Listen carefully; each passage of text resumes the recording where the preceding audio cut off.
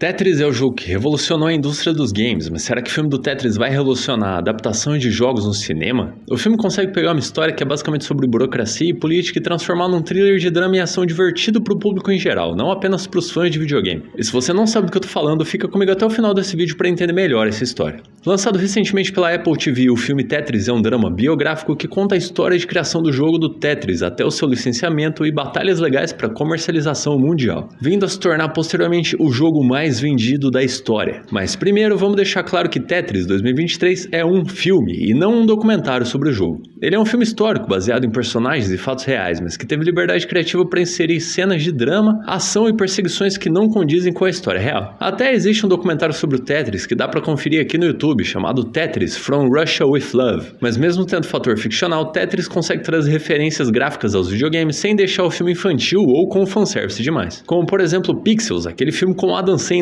que só tinha o Pac-Man de interessante, olha lá. Tetris também escapou da maldição das adaptações de games pro cinema, a maldição de que todos os filmes baseados em jogos de videogame seriam ruins, o que se não me engano começou com a terrível adaptação de Mario de 93, que agora teve a sua redenção com a recente estreia da animação do Super Mario Bros, que se você ainda não assistiu, tem um vídeo sobre ele aqui no canal. Será que 2023 é o ano dos games no cinema? Porque pra mim, a maldição foi definitivamente quebrada. Além disso, Tetris não sofreu dos problemas das adaptações, pois não é sobre a história do jogo em si, como por exemplo os filmes de Silent Hill ou Resident Evil, vídeo aqui no canal inclusive. Acontece que por mais que essas adaptações sejam um sucesso de bilheteria, não agradam aos fãs da franquia de jogos, seja porque não seguem a história original e não respeitam os personagens, ou até mesmo por seguir demais a história e não conseguir trazer algo inovador pro filme. Mas é aí que o filme do Tetris consegue se destacar, até porque o jogo dos blocos coloridos não tem realmente uma história, é apenas pela jogabilidade. A menos que eles fossem fazer as peças com carinha e virar algo tão terrível quanto Emoji o filme, mas é exatamente a simplicidade e jogabilidade do Tetris o motivo por ele ter feito tanto sucesso para todos os públicos, o que fez com que Tetris também fosse responsável por ajudar a recuperar a indústria dos videogames logo após o crash de 83, ocasionado pela quantidade exagerada de consoles diferentes e jogos de baixíssima qualidade que inundaram o mercado de games, incluindo o famigerado jogo do ET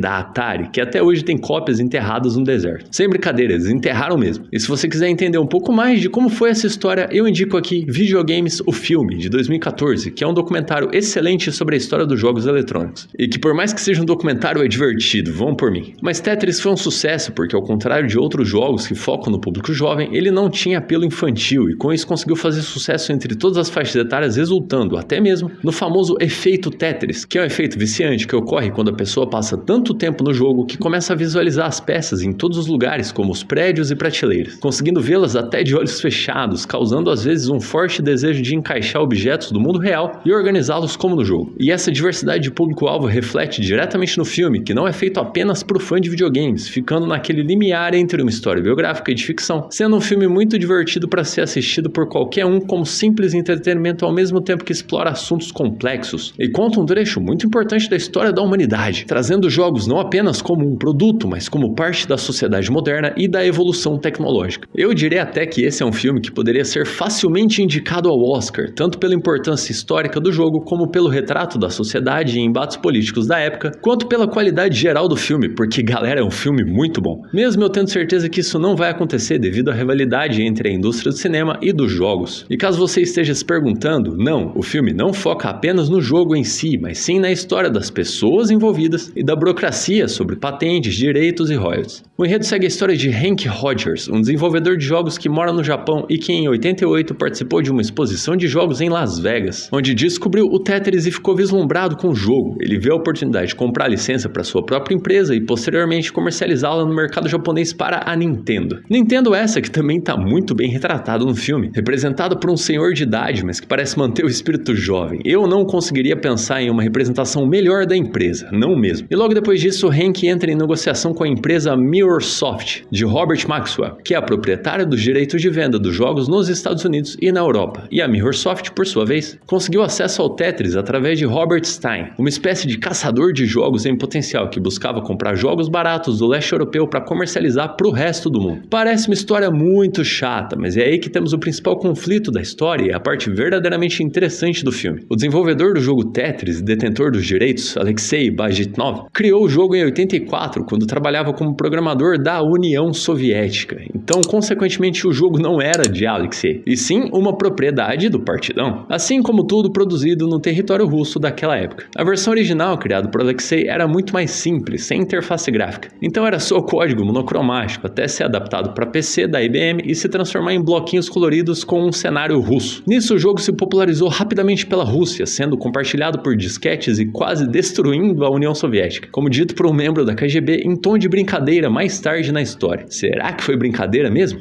Enfim, foi aí que o jogo chegou ao conhecimento de Robert Stein, que fez a primeira ponte de acordo entre a União Soviética e a Mirrorsoft, que passou a revender a licença para diversas plataformas como computador, console de mesa e arcade para outras empresas, como a Atari, que provavelmente nessa época já ia mal das pernas. Mas logo depois que Hank se endivida para começar a criar as versões de Tetris para arcade e console, a Mirrorsoft pula para trás e vende os direitos de arcade para Sega, o que faz com que ele tenha que pedir ajuda para Nintendo. E como a Nintendo estava confiando no Hank com o Tetris para console, acabam mostrando a ele seu protótipo em desenvolvimento de um videogame portátil, o Game Boy, que a princípio eles lançariam com o Mario, mas Hank os convence de lançar junto com o Tetris. E essa também foi outra decisão que revolucionou a indústria dos games. O Game Boy, lançado em 89, foi um sucesso de vendas. Com o Tetris como jogo principal, o portátil se popularizou para todas as idades. Eu não sei vocês, mas a versão chinesa do Game Boy, o Brick Game, fez parte da minha infância, foi um sucesso no Brasil nos anos 90. E olha que eu só me lembro de ter Tetris, Fórmula 1 e o jogo da cobrinha. Vendo essa grande oportunidade e percebendo que não podia confiar na Mirrorsoft, Hank decide ir para Moscou negociar diretamente com os soviéticos pelos direitos do Tetris portátil, contrariando a Mirrorsoft, que também enviou Robert Stein para tentar ganhar essa negociação. E é aí que a aventura de Hank realmente começa, apenas com seu visto de turista, contrariando todas as regras legais. Ele entra na região mais vigiada do mundo para tentar fazer negócios com o regime soviético. Depois de encontrar uma tradutora, que posteriormente descobrimos ser agente da KGB, Hank finalmente consegue falar com Belikov, responsável por regular o comércio de itens da União Soviética para o restante do mundo. Ele mostra sua fita de videogame do Tetris pro russo, que logo acusa Hank de estar produzindo cópias ilegais do jogo, uma vez que a União Soviética nunca autorizou cópias para console de mesa. E o mais legal aqui é que Hank, tentando meio que se salvar, acabou ajudando os russos e alterando o contrato que a Mirrorsoft tinha feito, só para eles saírem ganhando e colocando o jogo de PC junto com o console, tudo no mesmo bolo. Fora que arcades nunca tinham sido especificados no contrato, então Hank realmente jogou a Mirrorsoft na fogueira aí. Depois os russos mudam as definições de computador e videogame do contrato do Stein, que no caso faria a Mirrorsoft ter direito apenas aos jogos para computador pessoal e meio que obriga ele a assinar mediante algumas condições. Nesse meio tempo, Hank faz amizade com Alexei, criador do Tetris, numa relação que começa meio que de fã para ídolo, mas que no fim se tornaria uma amizade verdadeira. Mas é claro que tudo isso acontece sob o olhar atento da KGB, que tem um papel muito determinante nesse imbróglio todo. O foco na vida pessoal dos personagens expõe o retrato da sociedade e movimentos da época, criando um background bem interessante para explicar todas as dificuldades e empecilhos políticos que envolviam as negociações entre duas nações tão opostas ideologicamente, e como todo mundo é afetado de formas diferentes, incluindo até algumas cenas terrivelmente dramáticas, como a cena da aula sobre gravidade. E se você gostou dessa temática, eu indico que assista Moscou em Nova York, filme com Robbie Williams, que é uma dramédia excelente e que talvez eu faça um vídeo aqui pro canal no futuro. E olha, só pelo tanto de informação e indicação de filme aqui nesse vídeo, eu acho que já vale a sua inscrição, hein? Então se ainda não é inscrito, já se inscreve agora e garante que não vai perder nenhum vídeo novo que eu publicar aqui no futuro. Então, depois de muita espionagem, contra-espionagem, agentes corruptos, subornos e até mesmo o Gorbachev, que aparece no filme expondo sua mancha na testa, Hank e Roger, juntamente com a Nintendo, conseguem adquirir os direitos do Tetris da União Soviética. E nem adianta reclamar que isso aí não é spoiler nenhum, certo? Afinal, todo mundo já jogou Tetris e se não jogou, algum dia vai jogar. Tetris consegue facilmente transformar uma história mega burocrática em um filme interessante, usando de efeitos gráficos e referências aos games durante as transições de cenas de perseguições e de um roteiro muito cativante e competente. Se você ainda não assistiu, saiba que vale muito a pena, mesmo sabendo a história. O filme é muito divertido de assistir e para quem não gosta de filmes sobre videogames, é um ótimo filme de ação envolvendo agentes secretos e tramas governamentais.